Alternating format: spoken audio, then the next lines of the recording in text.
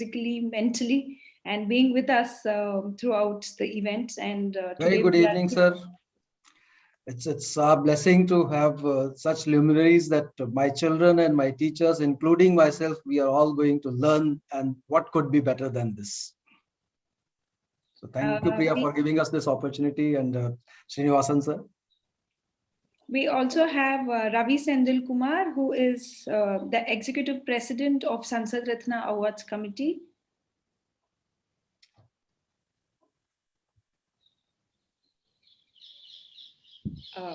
Fine.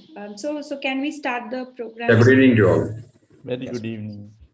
With your permission, sir, can we start the program? Yeah, go ahead. Go ahead. Thank you, sir. Thank you. Ekta, can we play the music?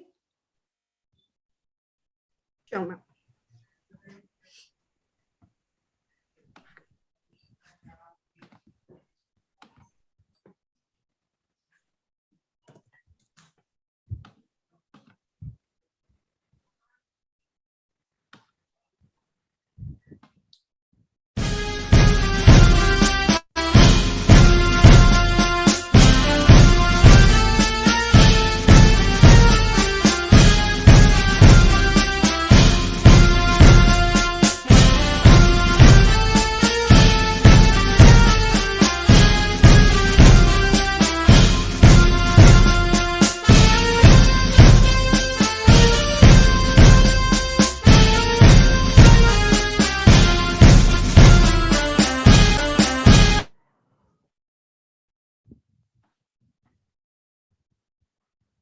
Good evening, ladies and gentlemen, respected guests who have joined us today, and our audience who are watching us live.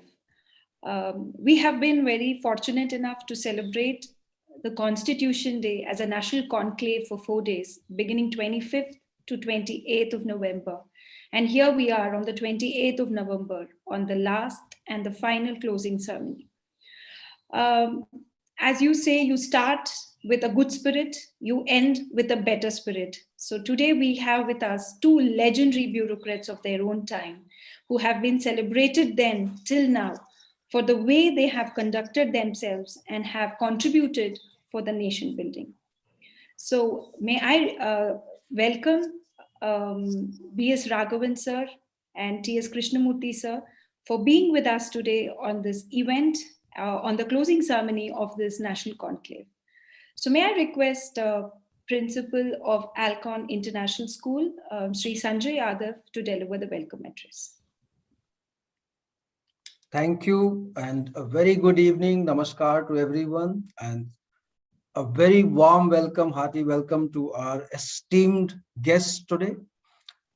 We at Alcon School, the students, the teachers, myself, and our director, Dr. Ashok Pandey, we take great pride in associating with Sansad Ratna Award Committee and Prime Point Foundation because it is our children, as they have titled one of their programs to be Next Gen Leader. We feel that our country is going to produce next generation leader among the youngsters who are being educated, and we have the responsibility. And on that pretext, if we get an opportunity of this kind, making them listen to and hear the words of wisdom, the words of experience from the luminaries like our guests today, I'm sure that we all feel so delighted and so blessed. So on that note, I just wanted to quickly tell you, sir, as Ms. Priya had already spoken, that this year, with Prime Point Foundation, when we started talking about celebrating our Constitution Day, we all educators feel that yes, it is very necessary for our children to, it's not just a celebration, rather imbibing those values in the life and making our children feel connected. So they have also witnessed the thoughts and the deliberations and the discussions. They had the platform to discuss on their own also and talk about how do they perceive country before self. We have also had a number of panelists among the school principals who have deliberated and talked about role of educator in bringing the fundamental duties. So the whole focus, as Srinivasan sir had conceived right from the beginning, he said that this year when we are talking about it, we shall be focusing on the role of fundamental duty to make our youngsters understand that rights are there, which everybody wants to know and they are aware of it. But then before rights, let us focus and let us talk about the duties. And of course, I don't think I need to introduce about anything about our great speakers, and everybody has grown up. Many of us have been following you for years, for both of you. We have been listening to your words of wisdom, and in fact, your life itself has been a role model for many of us. So I'm not going to take much time, but rather thank Almighty for having given us this opportunity. And let's hope that our educators and our learners are going to, as Priya has already said, that it keeps getting better. So the best is here to be offered to everyone. And I'm sure it will be a memorable moment in everyone's life forever. So looking forward to listening to your words, sir, your words of advice for our youngsters. With these words, I welcome you both, sir, and we are looking forward to today's session. Thank you. Thank you. Thank you so much, Shri Sanjay Yadavji. Thank you so much for welcoming with so much of warmth. And so today, the topic of discussion, because every single day or 4 days we had separate topic of discussions, and today we are going to discuss about role of civil society in improving the system with case studies. And so without the back force for running this entire show, who's Mr. Prime Point Srinivasan, without whom none of us could have been connected and being connected for years together. His selfless service, which he's been rendering for 22 years, and with the highest integrity and highest ethical principles which he follows. And we take this opportunity to thank him for giving us such a wonderful platform. And so may we have your speech before we get to the panel discussion. All of us are eagerly looking forward to listen to Mr. B.S. Raghavan and Mr. T. Krishnamurthy, the legendary Indian bureaucrats. And before that, I just wanted to, though I was telling in the earlier days also, what prompted us to go for this type of school children this time is, last month when we were writing the cover story, we came across data that the youngsters in the age group of 0 to 20 constitute 40% in Indian population. 40% of a small group, age group less than 20, is a very sizable one. The rest 21 to 100 is only 60%. That means, and after 20 years, these young boys and girls, they will be forming the crux of our country. They will be ruling the country. They will be taking up a lot of governance and responsibilities. Then we thought that why not we reach out to them, because unless these children are now groomed well as good leaders in every domain, the country will not be in the top position, because by the time that the other age group will slowly retire from the system. So we thought that it is better this time. All along for 4 years, for the past 4 years, we have been celebrating the Constitution Day. And this time, and we were going to the colleges, we were talking to the elders. This time, suddenly we thought, why not we go to the children and teachers? Even Dr. Abdul Kalam used to tell always, better go to the children. He never, if he had seen his life, he used to always go to the schools. Happily, he will go to the schools and he will talk to the children, because young minds, and even if one teacher is motivated, he or she, the teacher, can motivate thousands and thousands of children as a good citizens. So we thought that a good school with a good group of people, like-minded people, we thought. Anyway, Dr. Our Ashok Pandeyji is our advisor to Sansad Ratna Awards Committee, and also he is a part of our editorial team. Then we had a discussion with him. He was gladly agreed for that. Not only he agreed, he also brought 10 schools together for the children competition. He created an awareness among the top 10 schools of Delhi. No, it is only a humble beginning of our mission. So, this is the 4th day. First day we had a competition. Second day we had a physical event. And third day, yesterday, we had the top 5 schools, including an internationally, our Indian schools at Dubai also participated. How to motivate the teachers' role in creating an awareness about the constitution and to make them as a good citizens. Yesterday we had a long virtual discussion. Today we are having a veteran bureaucrats who have a rich experience in Indian system, that governance system, and I look forward to hearing from you. And both of them are highly respected people. They have a high respect for our Prime Point Foundation. So the moment when I asked them, immediately they agreed. And I welcome you again, both of you, Mr. T.S. Krishnamurti and Mr. B.S. Raghavan. And over to Priya. Thank you, sir. Thank you so much for such a comprehensive look out to the entire national conclave which we've been running. To our panelists, to just run you through. So first, let me introduce one panelist, and then you can give us your perspective. Then I will introduce the second panelist. You can give us your perspective. Then we can have a couple of questions which we have raised from our survey, and then we will keep it open to questions. So this is how we have planned the session. So with the permission, so I'm now introducing B.S. Raghavan, sir. So B.S. Raghavan, sir, is an IAS officer, a retired IAS officer. He was the first secretary for the National Integration Council that was presided by Pandit Jawaharlal Nehru. So sir has served with Pandit Jawaharlal Nehru. He has served with Lal Bahadur Shastri and Madam Indira Gandhi. He had also been the security advisor at the UN.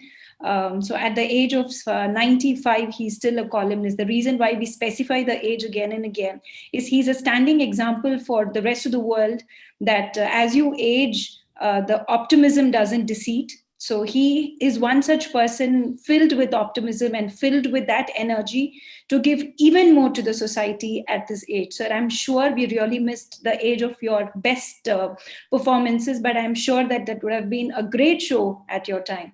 And you still continue to do that, sir. And over to you, and we can't wait to hear you more.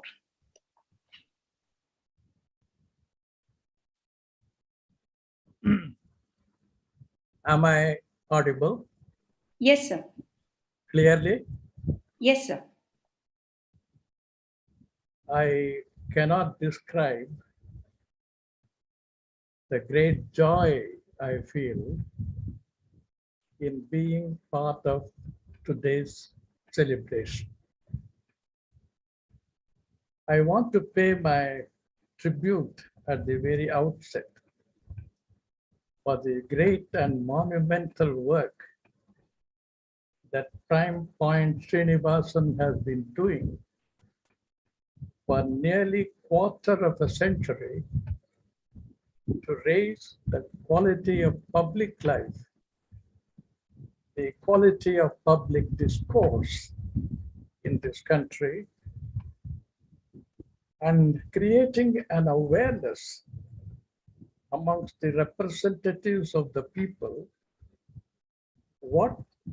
how they should play their role by setting up this very inventive award, Samsad Ratna, which, as Priyadarshini mentioned, has been awarded without any single blemish so far, without inviting any single adverse comment, because of the professional, intellectual, personal integrity of the people concerned.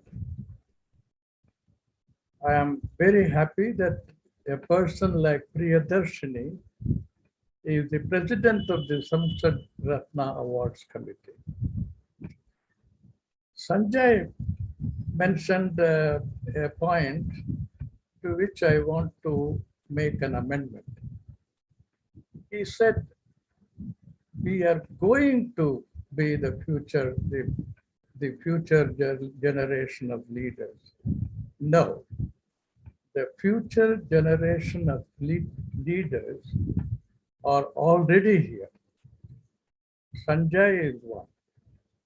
Ashok is one. Priyadarshini is one. The children are there. Therefore, we need not wait for the future generation of leaders. They are already in position. Now, it is because of the service that people like Sanjay, Ashok, and others are putting in that this country is going to become great. I have great faith that they will contribute to the fame, name, and glory and greatness of this country. Now, we must find out what precisely. Now, the other point I want to mention is that maybe amongst the people who are here today, maybe with the exception of Shri T.S. Krishnamurti, I am the only one to have listened to the midnight address of Pandit Jawaharlal Nehru on the day India gained independence. We, long years ago, we had a tryst with destiny. That's how he began. When the whole world is asleep, India will awake to life and freedom. That address was, for us, we were young at that time, most inspiring. And today, while reciting it, I feel the thrill of it. The second point I wish to make is I consider it a great honor to be here along with Mr. T.S. Krishnamurti. I want you to know, I want you really to know that he is the pride of this nation. You know, the elections that we conduct every year, every 5 years to parliament and so on, I call them the eighth wonder of the world. Just consider the scale and magnitude. Nearly 900 million voters, nearly 80,000, 90,000 polling booths, mobilizing election personnel, about 5 each for each of the polling booths, security personnel, and completing it without a single complaint, the counting, the balloting, everything going on smoothly.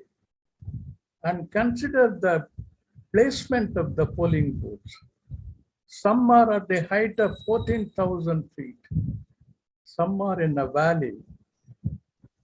And conducting all this with so much finesse and success, it is nothing, no other country will be able to do it.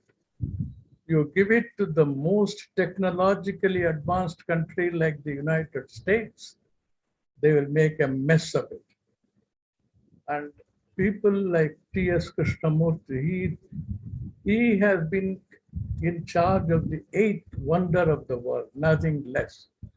I want the children to know, but we, most of the time, we do not realize the magnitude, the greatness of the work we do. I call people like T.S. Krishnamurti, Priyadarshini, the young lawyer.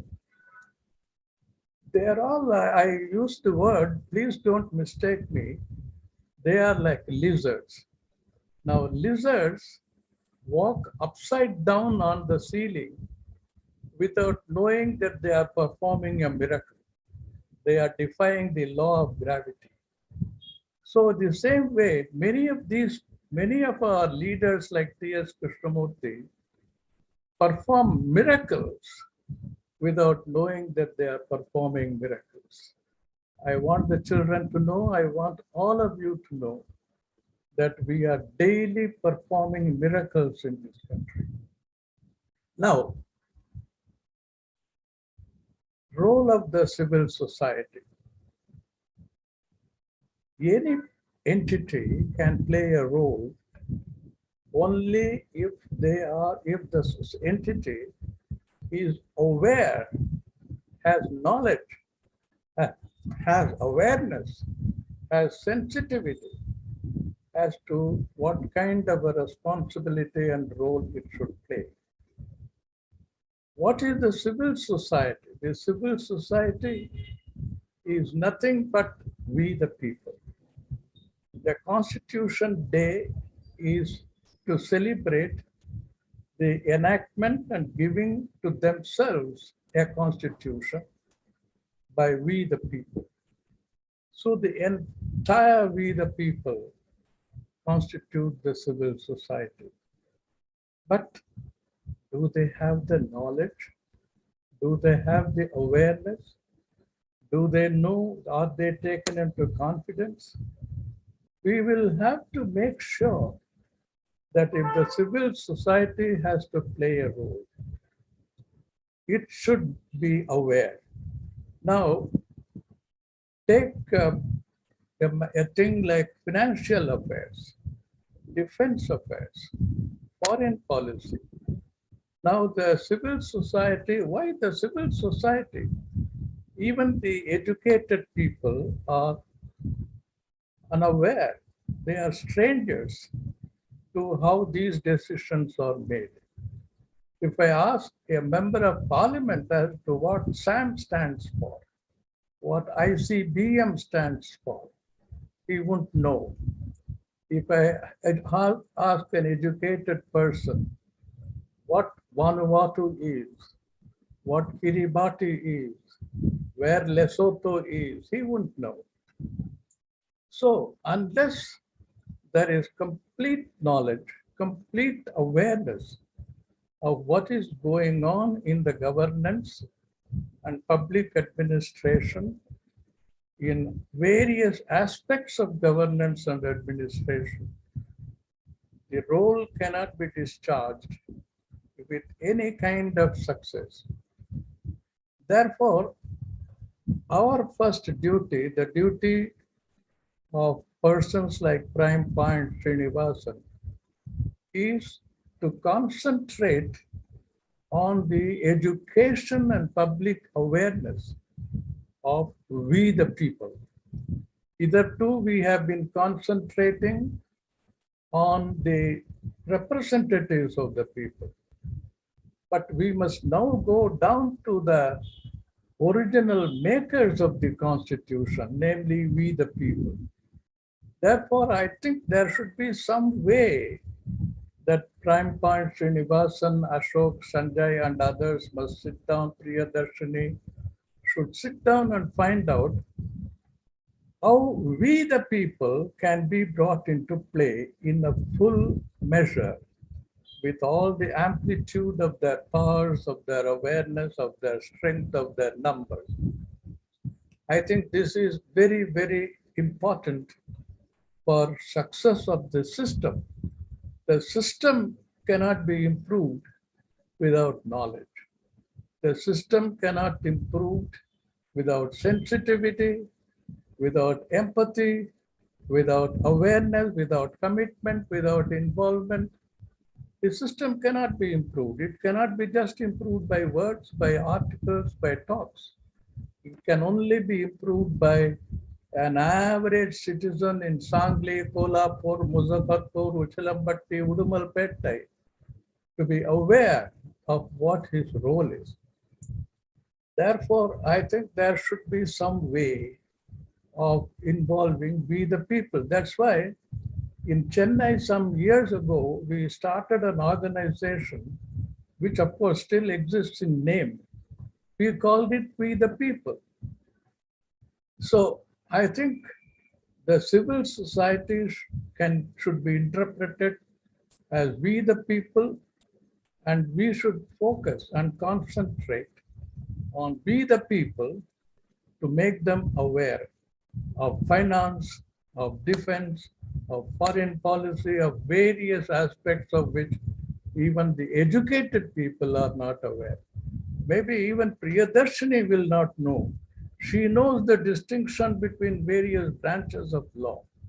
but she may not know the distinction between various branches of defense. In fact, if I ask suddenly, Priyadarshini, please list the ranks of the army officers from second lieutenant upwards to five-star general, she might stumble and fumble because she wouldn't know that after second lieutenant there is first lieutenant, captain, etc., etc. She wouldn't.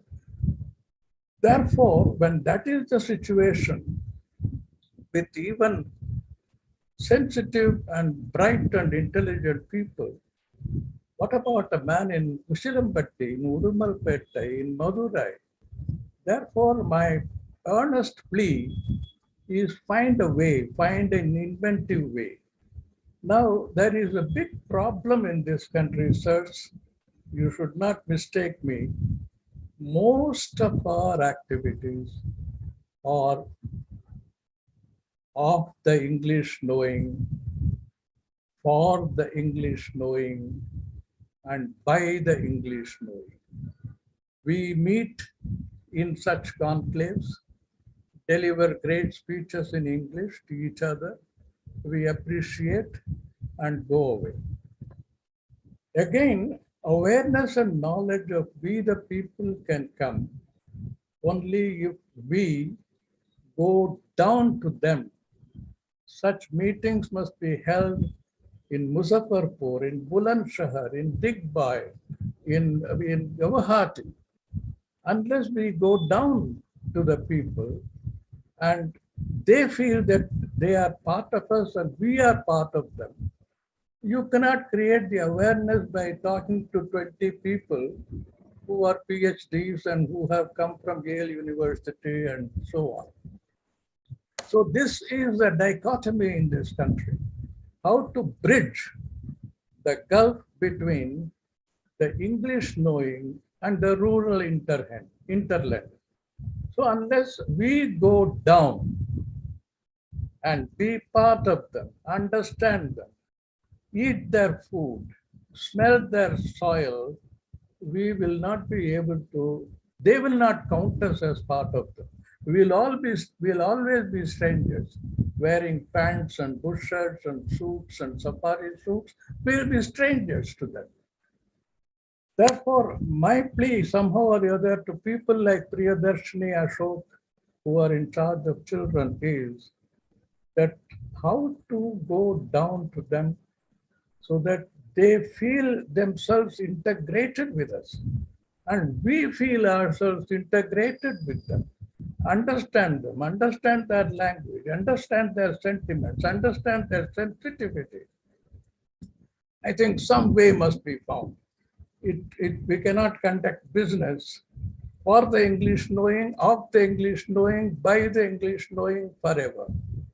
Therefore, we must conduct business where we the people are fully integrated, are an integral part of our effort.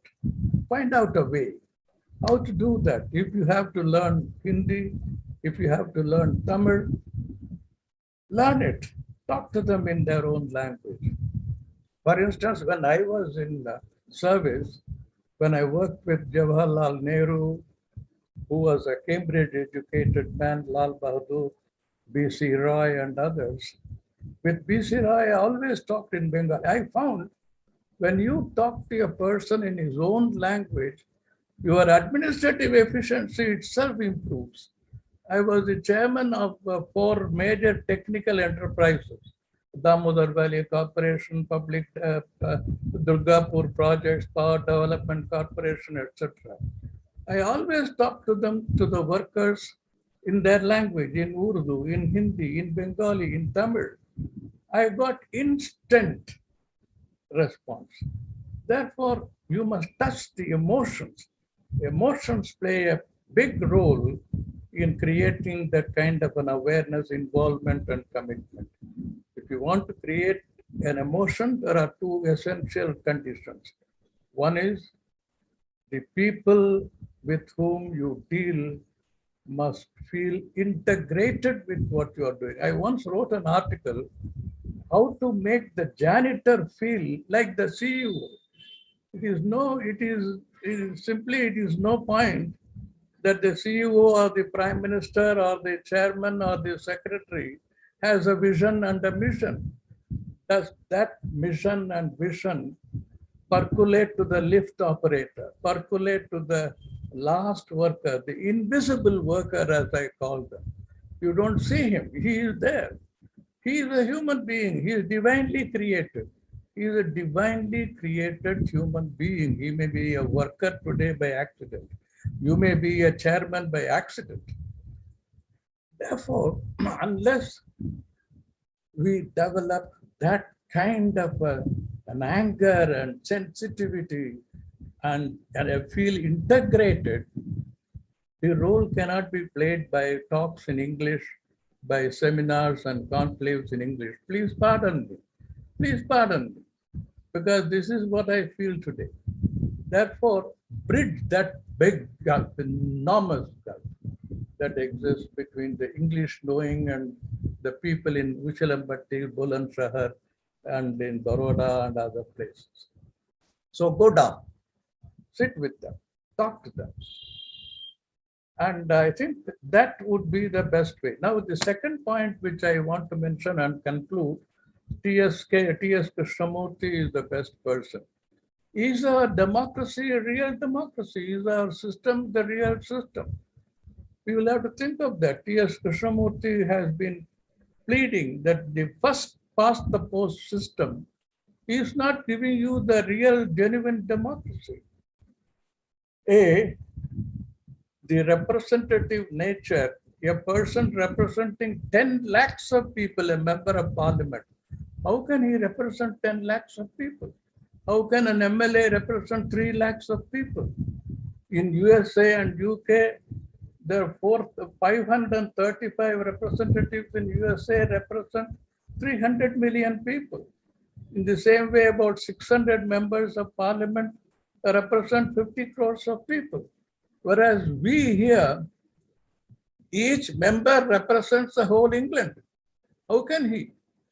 Therefore, that is number one. Number two, do we have a real representative character? If a constituency has 1,000 voters, and if 400 come to vote, and if in the 408 parties get votes 120, 80, 80, 70, etc., the candidate who gets 120 gets elected. Now, what is that kind of a representative capacity? That is why the wonder maker, the miracle maker, Mr. T.S. Krishnamurti, has been talking about proportional system of representation, which would be at least slightly better than the first past the post system. Now, the third aspect of first past the post system, a party which gets 20% will get 180 seats. A party which gets 30% or 40% will get 40 seats. What is this? A party that gets more votes gets less seats, and a party that gets less votes gets more seats. And collective decision making. Is there really collective decision making in cabinet? In my time, when Nehru, Lal Bahadur Shastri, Jyoti Basu and others were alive, we could see the ministers, even though they represented a constituency, they were visible all over India. Nehru was visible in Guwahati, in Bulandshahr, Uchilambatti, Udumalpete. Each minister was the minister of India in the real sense. C. Subramaniam, Rajaji and others were ministers of India in the real sense. Today, a minister thinks that if he goes to the constituency, makes them happy, has a school built there, or a bridge built there, or a temple built there, he is happy. He will be elected the next time. We have really ministers who are the ministers of India. We have them. In fact, when I was a food secretary, my minister was Rao Birendra Singh. I mentioned the name. He used to send his tour programs to me. His tour program was like this. Departure Delhi. He represented Gurgaon constituency. Departure Delhi. Arrival Gurgaon. Departure Gurgaon. Arrival Delhi. He was shy of going to Bombay, Bulandshahr, Udumalpete, Buddirettipatti, Gangaikonda Solapuram. He was shy because another problem with our ministers is if they come to Udumalpete, they only know Hindi, they only know their own language. They cannot communicate, so they are shy to come out too often outside of their constituency. Therefore, we will have to remedy, first of all, these mental blocks. These have nothing to do with structures and systems, and you cannot improve it by mere structures. The psychological blocks, the mental blocks of our people must be removed.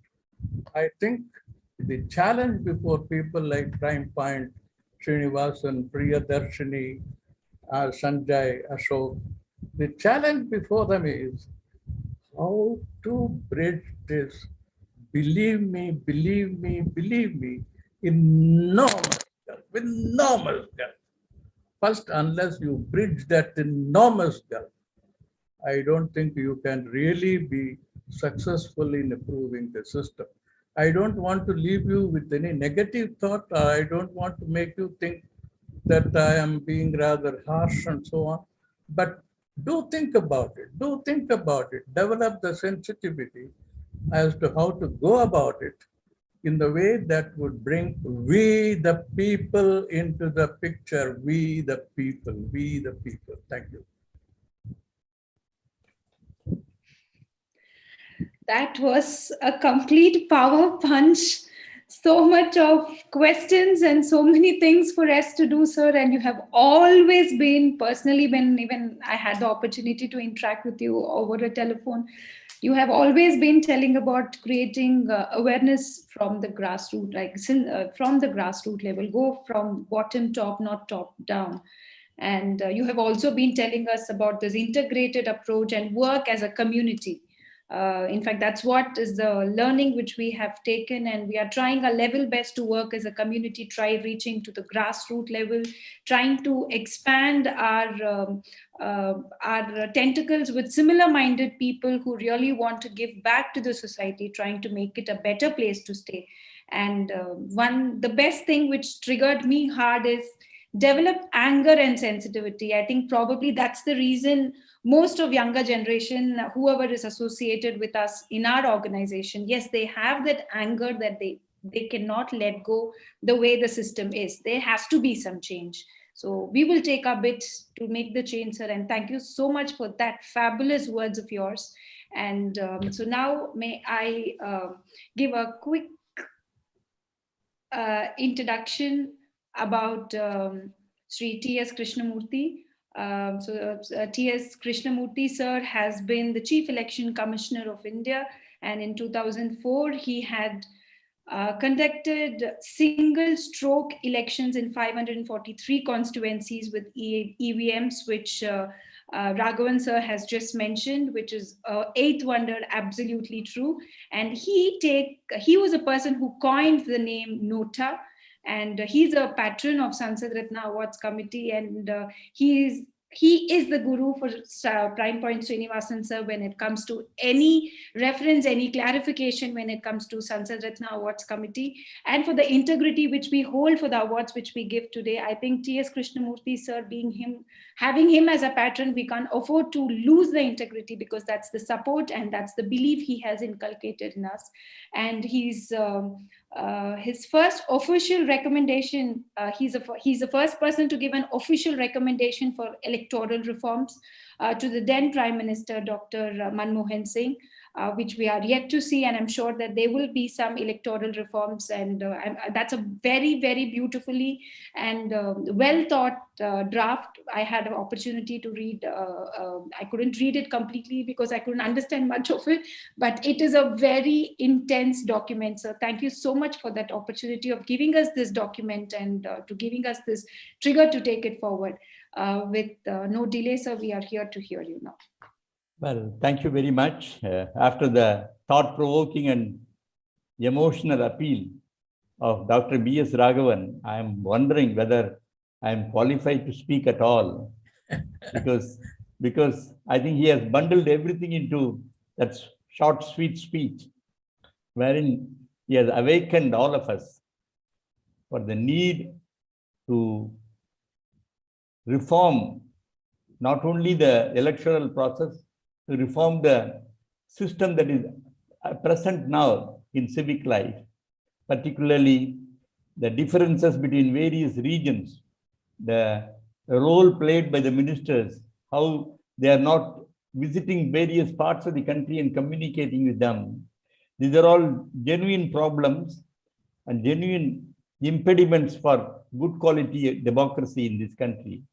And I do hope that our people in power, they realize the need to communicate with the people. Well, civil society, the topic which I am supposed to speak today, is supposed to be the third sector, apart from the government, the business, the third sector to contribute to the quality of life, particularly democratic life. And there have been many interpretations of what the civil society means. I went through the Encyclopedia Britannica.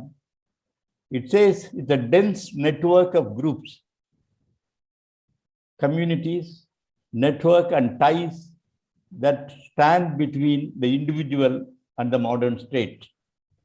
In a democratic society of modern representative democracy, unlike the city-states or direct democracies that we had in Greece and other ancient countries, the kind of democracy that we have necessitates the active role of people through various institutions, apart from the parliament, apart from other wings of the government.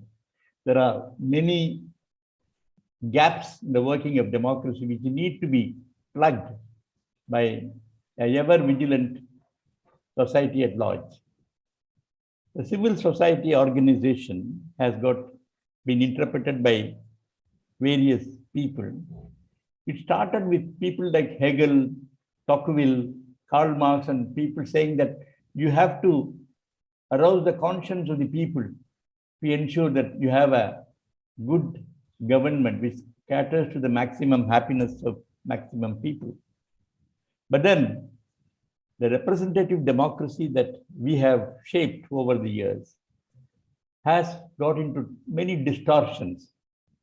Even assuming the Western democracies like US and UK have done a reasonably good job in ushering good quality democracy, reasonably good quality democracy.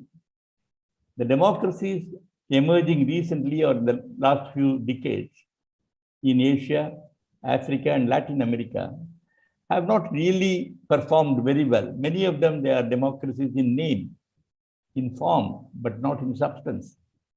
How do we meet this challenge? Because if democracy is not functioning properly, I always say it has a suicidal tendency. Democracy will result in a dictatorship if people are not vigilant, if eternal vigilance is not practiced by people. You will find dictatorial leaders succeeding and find an open threat to democracy itself. It is absolutely necessary that the quality of democracy needs to be periodically refined, retuned, and reshaped to ensure that the democracy is changed or reformed to meet the needs of the time. Now, what are the civil societies that we have? As I said, normally civil societies mean non-governmental organizations and not-for-profit organizations, which are supposed to be the expression of the people's will in public life, to improve the quality of public life. And they are supposed to express the interests and values of their members or others outside the membership based on ethical, cultural, political, scientific, religious or philosophic considerations. Now, civil societies are of various kinds. Now, people will ask whether they can also be called as civil societies if they do not have, for example, if you have a religious organization or a political organization or a cultural organization or a charitable organization, which of them are really civil societies? Are they the ones who take active interest in public life, or intellectual civil societies where ideas and innovations are brought to the table? Are they the civil societies? So it's a very amorphous, very nebulous expression where we have to give a little more thought whether civil societies of all kinds need to be addressed or only a certain kinds of civil societies should be addressed. In my opinion, all civil societies, all branches of civil societies need to be addressed if you really want to improve the quality of democratic life in any country. So it is not merely, promoting voter awareness or promoting some civic responsibilities and so on. They are civil societies. Because as of now, what we have as civil societies, I won't say all of them, at least many of them, they are what Americans would call it as lobby groups. They lobby for certain specific purpose. It may be a certain social purpose or for a sectoral purpose. For example, you have this Federation of Industries and so on. They lobby for their own improvement, the industrial policy and so on. So it is necessary to have a comprehensive approach to improve the quality of civil societies with more emphasis on improving the governance of a country. Now, I don't know how many of you know the government of India or the state government, no particular level of government has a list of civil societies. In fact, when I was additional secretary in the Department of Expenditure, I had raised this issue and said there is no regulation of civil society. And some of them are even be counterproductive to democratic life. They may even work against the unity and integrity of the nation. So it may be necessary for us to consider whether a comprehensive regulation can be brought about for these civil societies if we are very keen to protect the quality of democracy or improve the quality of democracy. For your information, certain lists of civil societies are available in the Planning Commission. Certain the then Planning Commission, of course, now it is Niti Aayog. Some list of civil society organizations are available with the Income Tax Department because they get tax exemption. Some civil society organizations are available with the Home Ministry because they get foreign contributions. So for that purpose, they have to register themselves. We have also civil society organizations registered under the Societies or Charitable Trust Act with the state governments. There is a charitable commissioner in Maharashtra who controls all the charitable institutions registered within the state of Maharashtra. So we have different kinds of regulation.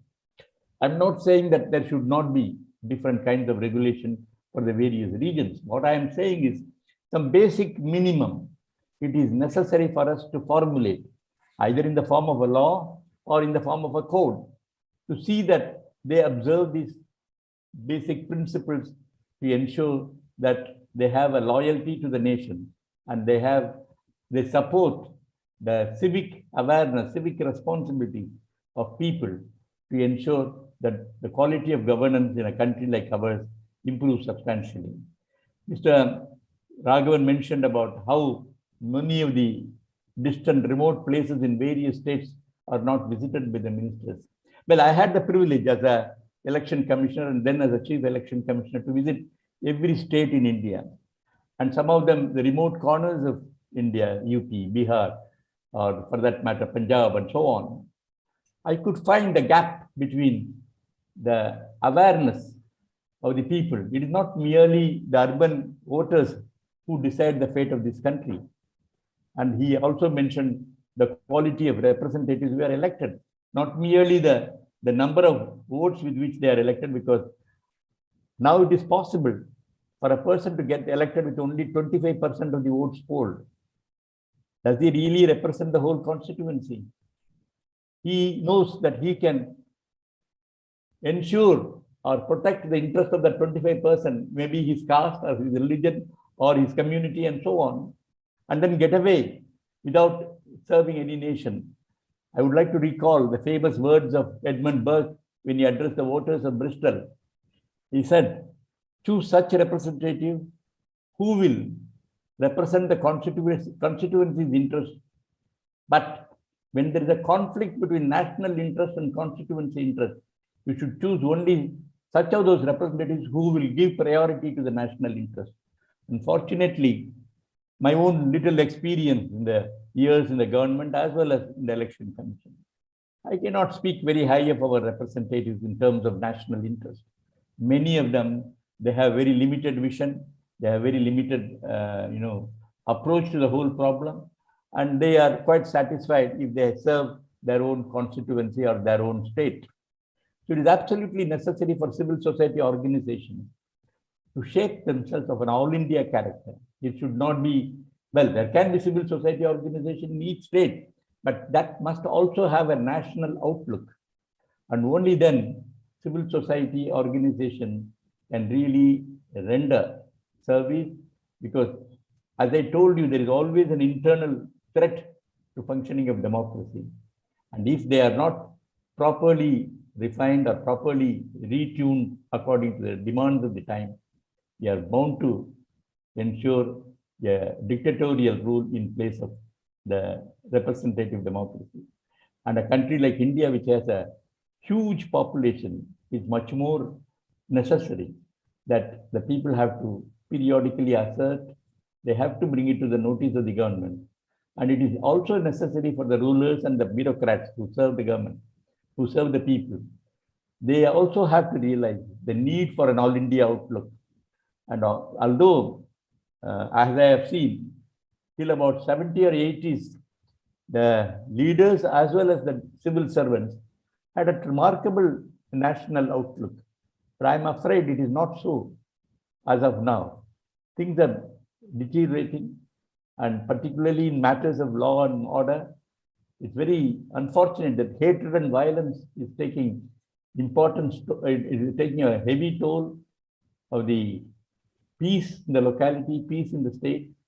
It is necessary for the rulers, the bureaucrats, and the people of India to realize the urgent need to ensure that our democracy functions well, our governance serves the people responsibly and responsibly.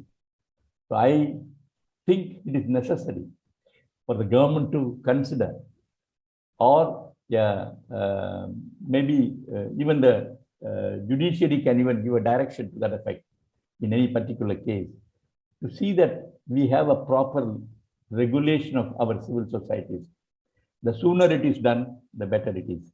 May I say thank you very much for giving me an opportunity. Thank you so much, sir. Thank you so much for such a wonderful speech. In fact, when we started with this entire conclave, sir, I remember the first person we reached out was to you, asking, sir, there is no defined definition for civil society, and we are trying to attempt on that.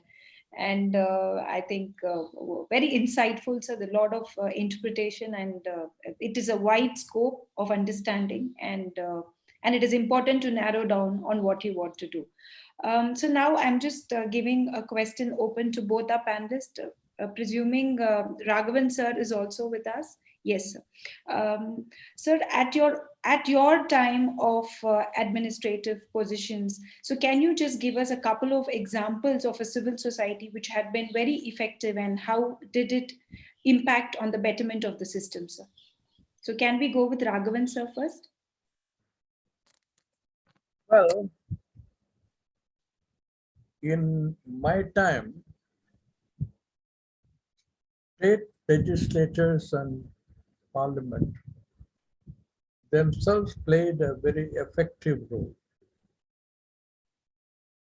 And there were organizations, cultural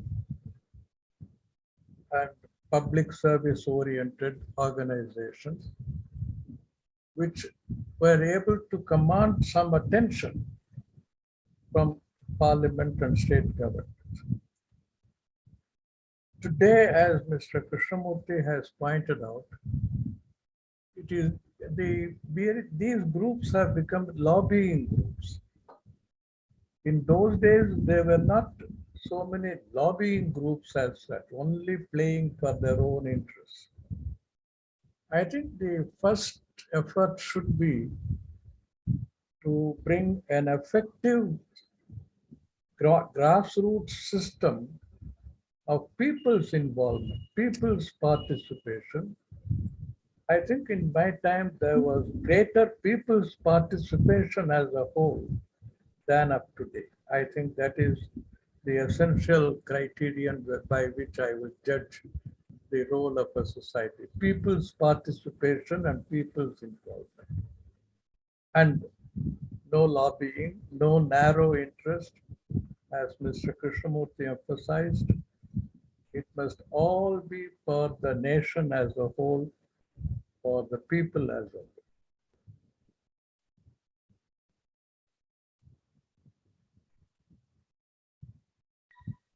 Yes, sir. Thank you, sir. So can I hear from TSK, sir, your experience at your... Well, I have had exposure to some of the civil society organizations, particularly when I was in the Election Commission of India. Although in each state there were some election watch groups and so on, there is one institution which functions very effectively even today is the Association for Democratic Reforms. It was started by a few professors of the Indian Institute of Management in Ahmedabad and Bangalore, Mr. Chokkar and Mr. Trilochan Sastri. They used to come and meet me when I was in the Election Commission periodically. I used to support them. And unfortunately, we don't have a system of rewarding these organizations or supporting these organizations.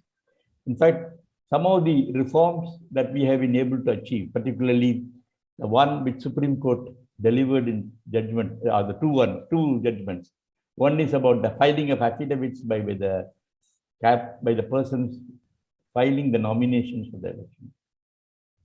And the other one is about the none of the above option for the voters. These were achieved not by the efforts of the government, but by the effort of the judiciary duly supported by the Election Commission. In fact, when both these issues came to the Supreme Court, the Election Commission joined as a party and gave certain suggestions which were, of course, accepted, except one, the one relating to false information given in the affidavits. I had proposed, in fact, I was the Chief Election Commissioner at the time, I had proposed that if there are apparent mistakes in the affidavit, that person should be disqualified. He should not be allowed to contest the election. But the Supreme Court did not accept this suggestion because they said that the person who is screening the applications or the nomination papers are at a junior level officers, and they may not be able to exercise a judicial approach to these nominations. And so these can be challenged only in a court of law. And neither the Election Commission nor the district election officer can decide about the inaccuracy of the affidavits filed. Similarly, none of the above options, when the association came to me and discussed it and said that they were filing, I said, we will also support, we will file an affidavit saying that we support that. Because we wanted the political parties to realize the need to filter candidates when they put up candidates for election. It is not that none of the option will automatically change, but at least it will convey a message to the political parties that there are still some people who do not approve of the candidates put up for the election. In fact, we had suggested to the government that if none of the above option percentage is more than 33 1/3% of the votes polled, or if no candidate gets more than 30% or 33 1/3% of votes, such candidates should not be allowed to contest or should not be declared as winners.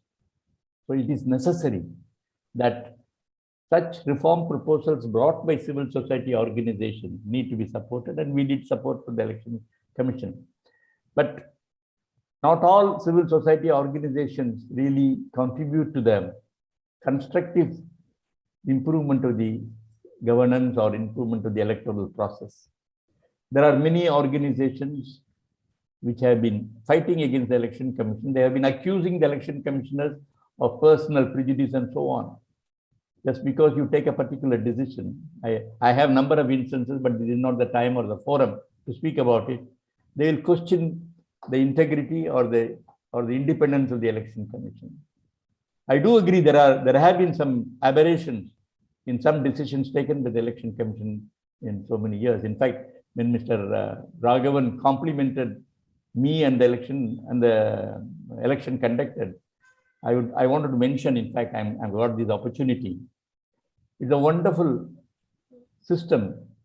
It is not one man's credit. It is about nearly 5 million people who used to take part in conducting the polling stations, in organizing the law and order situation. The credit goes to all of them. In fact, as soon as the election was over in 2004, I wrote a letter to every chief secretary in the state and every chief of the paramilitary organization like Border Security Force and CRPF and so on, thanking them profusely for allowing us to conduct an election without much of a problem. So it is a remarkable, in fact, the credit primarily should go to the first Chief Election Commissioner of India, Mr. Sukumar Sen, who, I think I don't know how he organized the election. He didn't have any support. We have only about 300 people working in the Election Commission. But he did a wonderful job. In those days, there used to be a ballot box for each candidate. Now we have an electronic voting machine. But there used to be, for each party or each candidate, there will be a separate ballot box. You have to count them. I think it was more a festival at that time, but over a period of time, it has become a riotous situation of conducting an election. Particularly, I felt so bad when the elections were conducted in West Bengal in 8 phases and so on. It's very unfortunate that the election process has got vitiated, mainly by politicians and partly by some bureaucrats. So it is necessary for us to ensure that these changes and civil societies need to be encouraged. And in fact, when I was the Chief Election Commissioner, I said, can we give some grants to some of these civil society organizations to support them? I was told that there is no such scheme as such, and we have to bring a new scheme. In fact, I had recommended supporting the various civil society organizations to promote civic awareness among the people. And I am aware that many activities of the Election Commission in the recent years have been done in support of the civil society organization. But it is not adequate, particularly when I see the riots, hatred, and violence that take place. It is necessary for civil society organization to take more active role in this regard to prevent such untoward incidents, particularly loss of lives and injuries to so many people. These are very disturbing trends in our democracy. May I take leave, Priyadarshini? Yes, sir. If there is something else, if you would want to share with us, sir, we just had one more question. If you're open to answering, sir, now that you would want to share something else, sir? Priya, it is time for him to take some medicines. Yes, sir. Yes, sir. Yes, I understand, sir. Thank you so much for your time, sir. We are overwhelmed with your spirited speech, and it has been a blessing for us to hear you through. And you've given us, again, a lot of homework to work for. We will work, we will get your blessing, we will trouble you again for some ideas. And wishing you all the best, sir. Wishing you a lot more years of healthy life and stable mental, physical. And as the oldest of the lot, all my love and blessings to each one of you. Please bring glory to India. Please contribute to the greatness of India. And I must tell you, sir, that you are inspiring. At this age of 95, I'm not sure whether we'll be there, and even if we are there, whether we'll be able to inspire. I think hats off to you. I think the whole forum needs to applaud your efforts, your active interest, even at this age. May God bless wish you. you long life, sir, and healthy life, and you continue to enlighten us, sir. Thank you very much, and all my love and blessings, as I want to keep repeating, bring glory and greatness to this country. You are the leaders already in position. Thank you, sir. Thank you, sir. So much, sir. Thank you so much.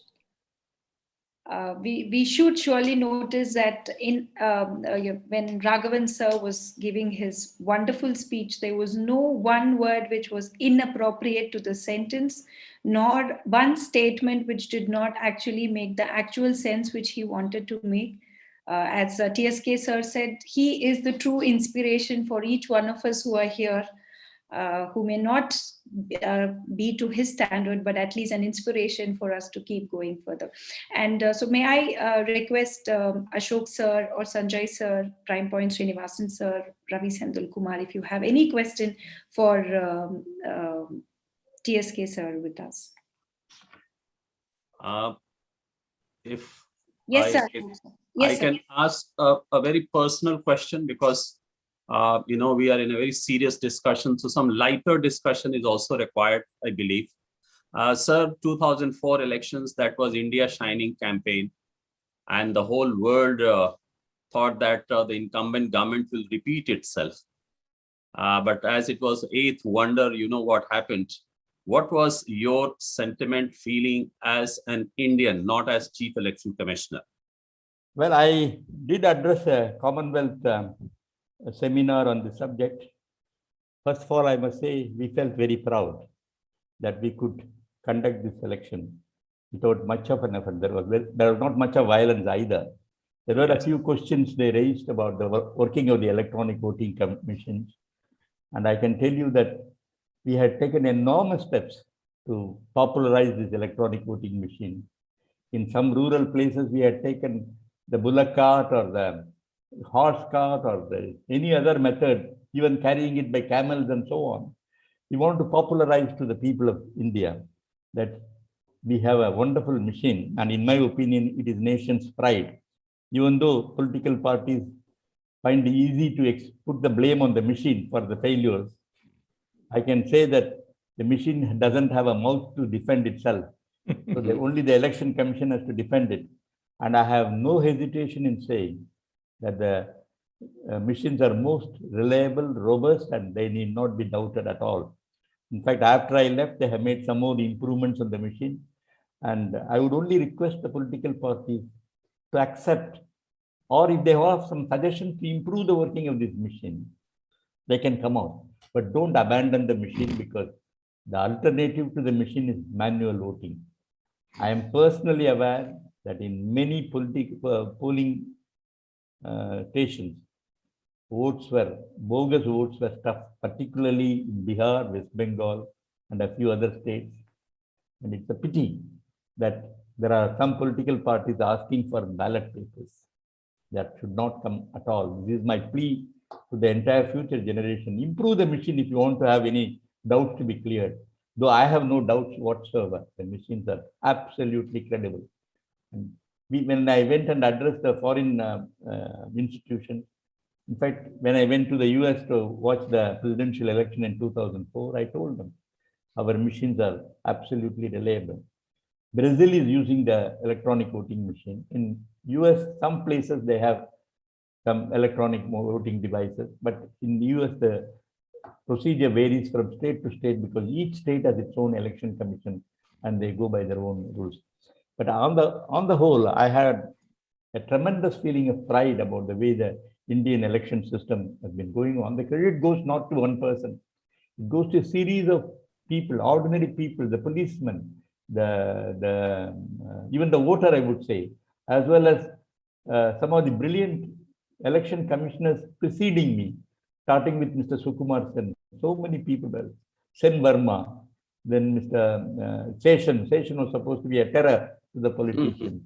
And many of them had set up remarkable, initiative. They taken initiative to fashion this system. Now everything is provided for. If you have any time, you must go and visit the Election Commission websites, all the manuals, all the guidelines, for example, if somebody wants to form a political party, I used to tell them, look at our website. So all information are available. I have also we did set up a museum for a short period in Delhi for people to come and see the whole election processes. I wanted it to go to every state. I wanted the school children to come and visit these places, this museum. Even those, I think the pictures, everything, they are available in the Election Commission. Somebody should take the initiative to organize this kind of, educating the people. In Australia, it is there. They invite the school children, particularly high school children, to come and visit, to initiate them into some kind of a civic responsibility and the importance of voting and so on. So I do hope some more changes will come, but my feeling was, in fact, Mr. Pranoy Roy asked me on the day the result was being announced. He said, are you afraid? Are you having some apprehension? I said, no. First of all, I am not contesting the election. And secondly, I have full faith in my electronic voting machine. And whenever we had any complaint about its working, he acted immediately. Within less than few hours, we replaced the machine, even to remove the doubt or apprehension in the mind of the people. And it went through. So all that I can say is the Indian election system and the Indian Election Commission beautifully carved in the Indian Constitution. No other constitution in the world, neither written nor unwritten, no other constitution has a constitutional machinery as the Election Commission. And ours is the only constitution. We borrowed ideas from Ireland, Canada, we borrowed ideas from UK, USA, and Switzerland, and so on. But this one is a remarkable feature of the Constitution, which is not there anywhere. And I think the credit goes to the founders of our Constitution today. Yesterday being the Constitution Day, in fact, I addressed another group yesterday on the working of our, day before yesterday, on the working of our Constitution. In fact, I've got a facsimile copy of the original Constitution. These are available in Delhi. I think they are priced at 1,200 rupees. The signatures of all the constituent members, started with 380 constituent members, and 90 of them left on partition to Pakistan. Nearly 293 or so, they finally remained, and they signed each one of them, including Rajendra Prasad. And if you have an opportunity, day before yesterday, the president digitized the entire Constituent Assembly deliberations. And if the children can be asked to look at it, in fact, the Ministry of Information and Broadcasting has brought out a film about the drafting of the Constitution. This should be shown in every high school or college, in my opinion. They should see the powerful thinking of the people, all with a national interest, how to fashion our democracy. We have to really feel proud that our longest written constitution in the world is probably the best as I see it now. Thank you. Thank you, sir. Sir, one more additional information to Dr. Pandey. When our Mr. TSK was talking about the EVM machine, more than the election process, the amount of trees that are being cut,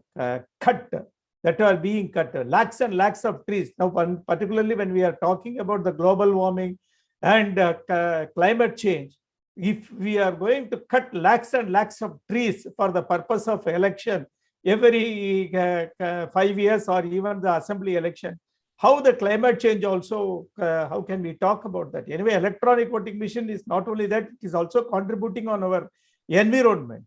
Over to Priya. Thank you, sir. Thank you so much. May I request Dr. Ashok Pandey to give his closing remarks, please?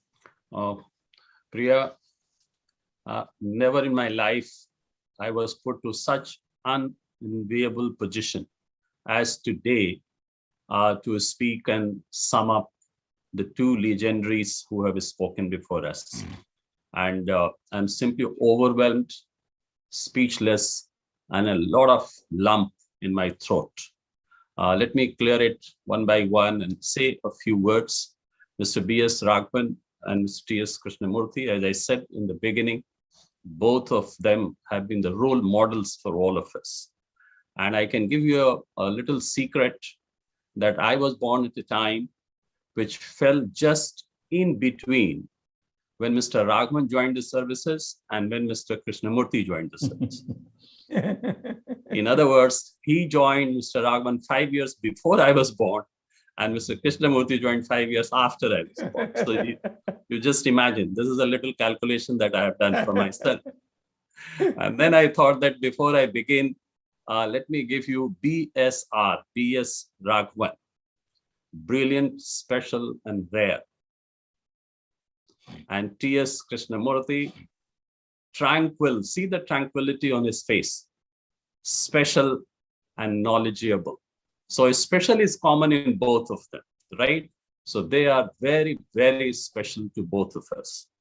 And what they have said today, Srinivasan sir, thank you very much for organizing this 4 days of master class on India's constitution. It began with the children's apprehensions and questions and aspirations, and it has ended today with the master class by these two great speakers. But in the typical Socratic dialogue and Socratic questioning form of teaching methodology, they have given us further questions to answer. What is the real democracy? Who the real people are? What is civil society? What is collective decision making? What kind of leadership we require? I think this is a lesson.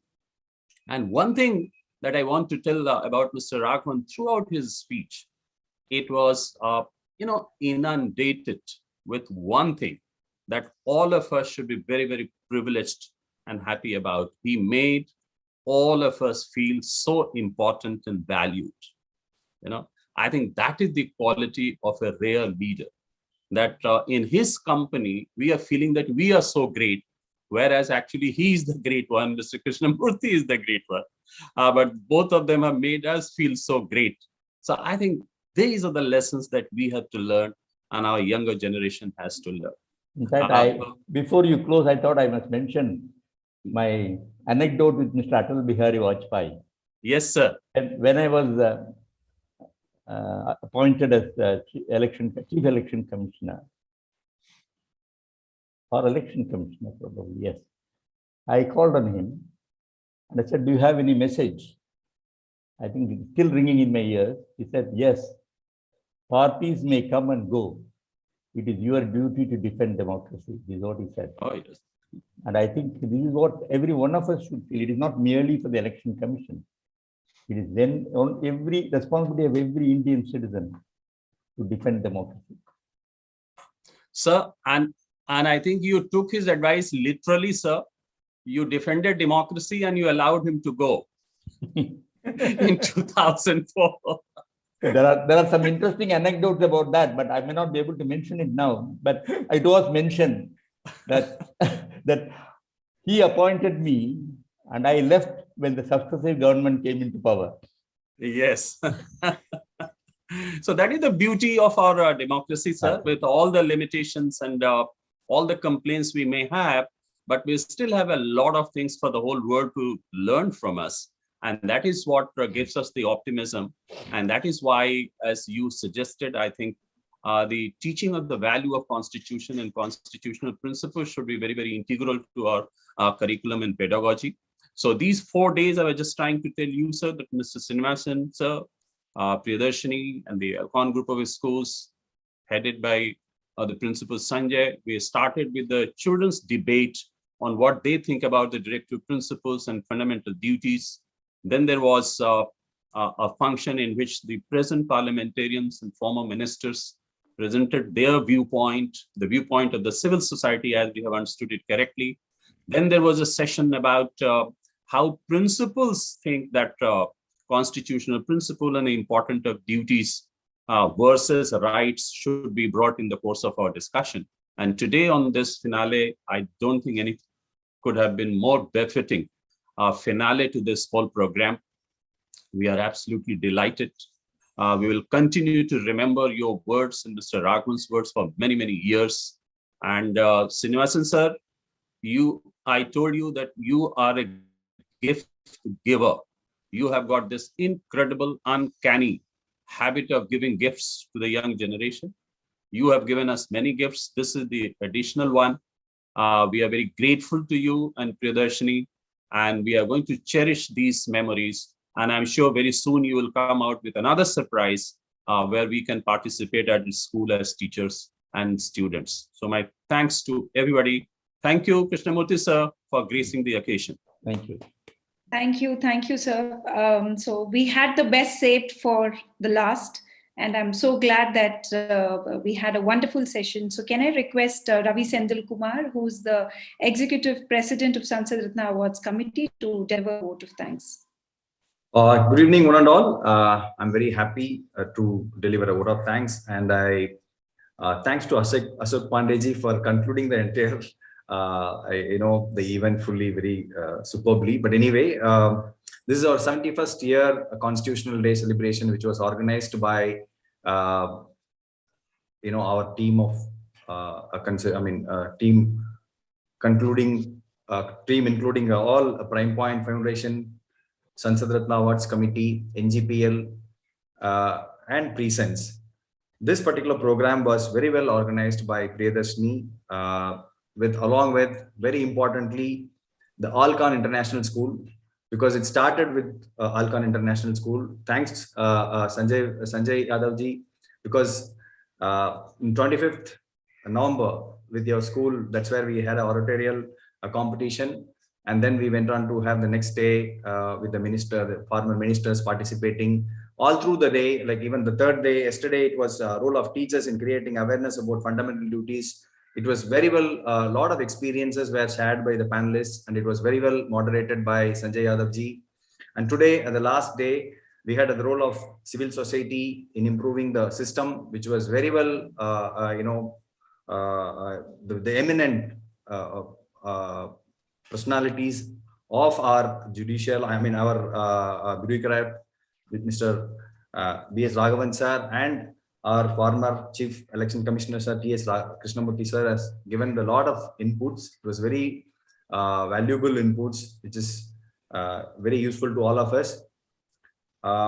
With that, I would like to thank all panelists from the day 2 to day 4. Because without them, it wouldn't have been such a wonderful event. I also thank our media partner, Ashok ji, who has done a wonderful job in connecting to various medias.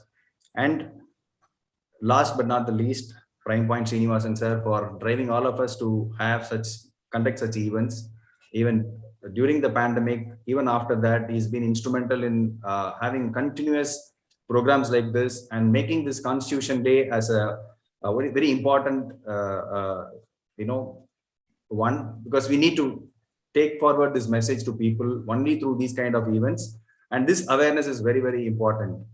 I may not be covering each and every one because of the 4 days event. I may not be naming few of them, but at the end, I thank each and every one, particularly Alcon International. Anyway, I have already informed. Thank you, Sanjay ji. Thank you, Sanjay ji, for all your help. And Priyadarshini, for your wonderful organizing of this particular event. Thank you, Ashok Pandeyji, and everyone who has attended today. With that, on behalf of Sansad Ratna Awards Committee, I thank all of you. Thank you so much. Thank you so much.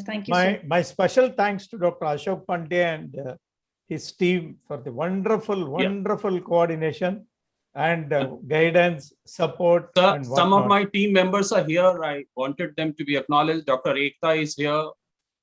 Sumedha is here. Sunita, ma'am, I can see.